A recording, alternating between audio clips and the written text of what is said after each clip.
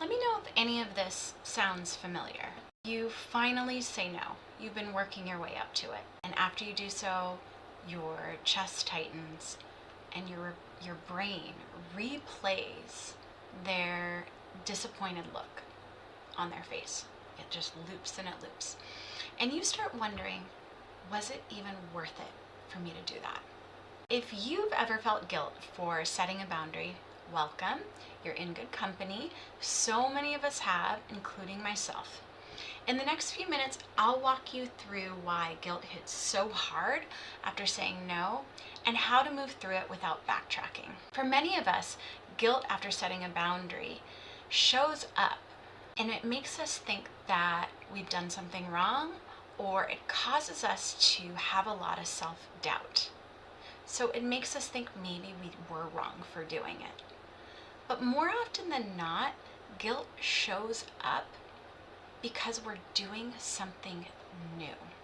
If you've spent most of your life being the person that people label as sort of like strong, helpful, supportive, the one that everyone can count on, your nervous system has learned that saying yes keeps you feeling safe and okay. So when you finally say no, your mind and body react like there's a threat. You might feel your heart race, butterflies in your stomach, or that familiar wave of just discomfort and shame. It's vulnerable.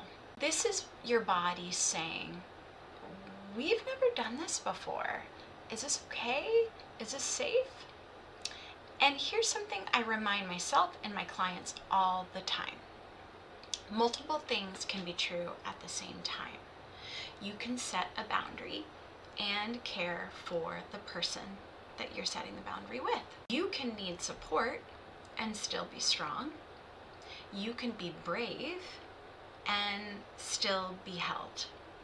So after you set a boundary, here's what likely happens. You overthink and replay the conversation in your head. You imagine that they're upset with you, they don't like you, even if they haven't said anything of the sort. You start thinking about ways to make it up to them. I call this the guilt spiral. And for people pleasers, it's intense because we've been conditioned to believe our worth is tied to being agreeable, helpful, and available. It's not that the boundary was wrong, it's that the feeling that comes with it is uncomfortable. And our mind wants to get rid of this discomfort by undoing the boundary. So here are 3 steps that help me and my clients keep moving forward even when guilt shows up. The first is to simply name it. Say to yourself, I notice I'm feeling guilty. That makes sense. I'm trying something new. I'm setting a boundary.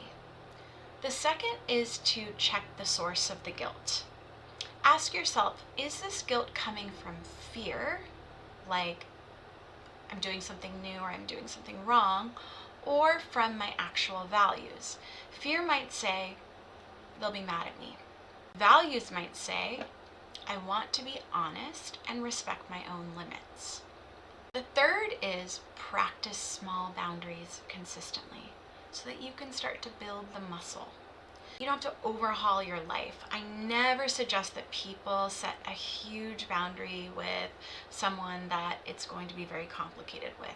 Start with small boundaries that are kind of like hidden in secret from others, like not checking your work email after a certain time in the evening, or when someone asks something of you, trying to respond with, let me think about it before committing.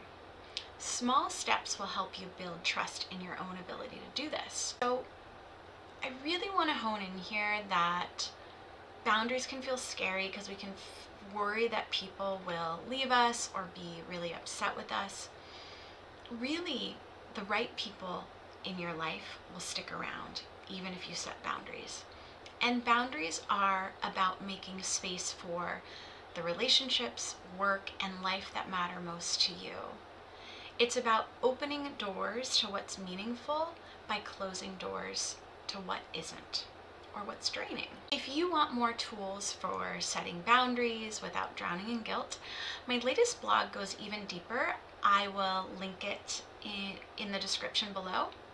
And if you found this video helpful, please go ahead and hit subscribe so you don't miss the next one. Thanks so much.